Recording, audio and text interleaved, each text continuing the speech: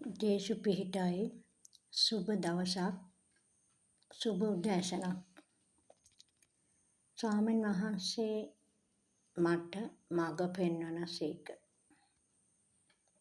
අපි උන්වහන්සේගේ වචනයේ කොටසක් බලමු. යෙෂායා අනාගත වාර්තෘවරයාට දෙවියන් වහන්සේ කතා කරනවා. හැබැයි මේ පදය තුල උන්වහන්සේගේ මුඛයෙන් වදාළ සේක කියලාම සඳහන් වෙලා තියෙනවා.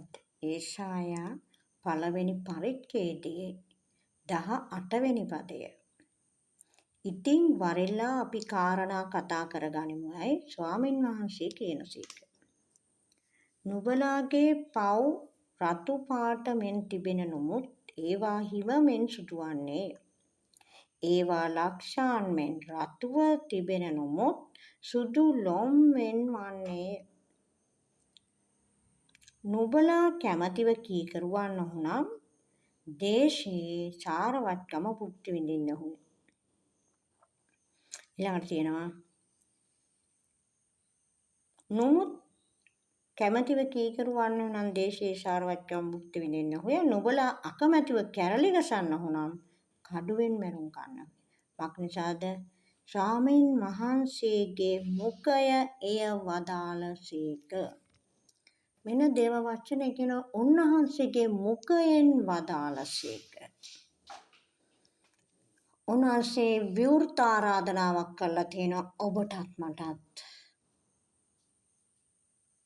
ඇවිල්ලා අපේ පාපය කියා දීලා උන්වහන්සේ ඉදිරියේ පසුතැවිලි වෙලා ස්වාමින් වහන්සේ කියන ඉතින් වරෙල්ලා කාරණා කතා කරගන්නා පිණිස බලන්න කොච්චර ආදරණීයද, කොච්චරනම් කරුණාවන්තද.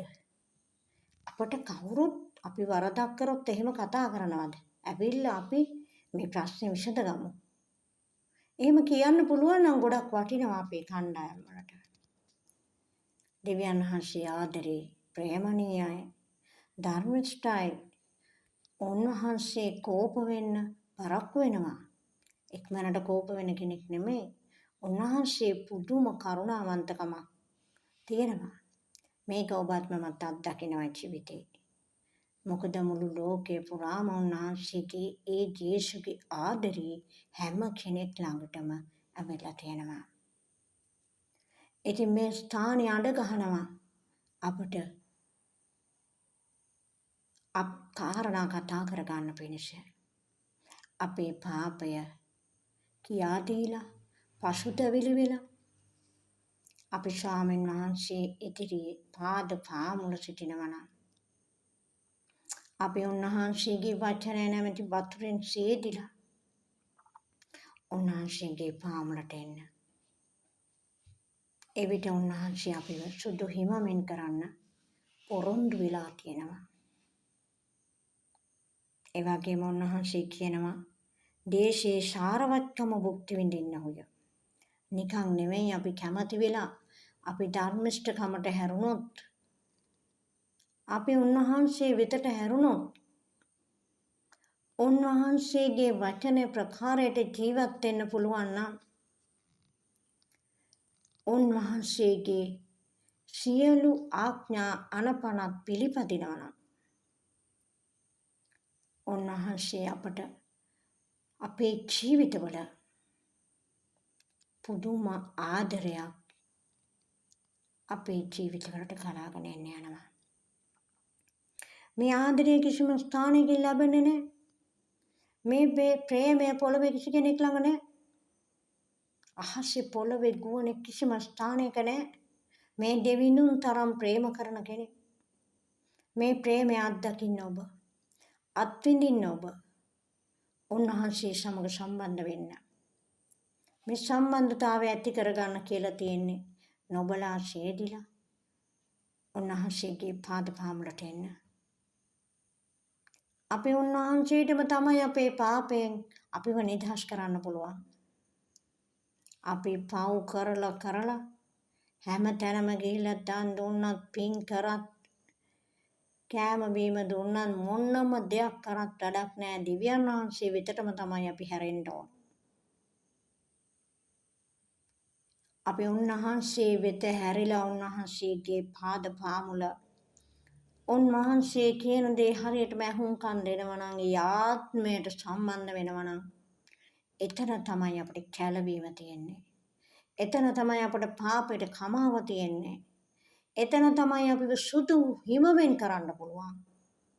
අපට ඒ තැනට එන්න පුළුවන්ද බැරිද කියන එක ඔබත් මමත් හදවත්වලට කතා කරලා බලමු.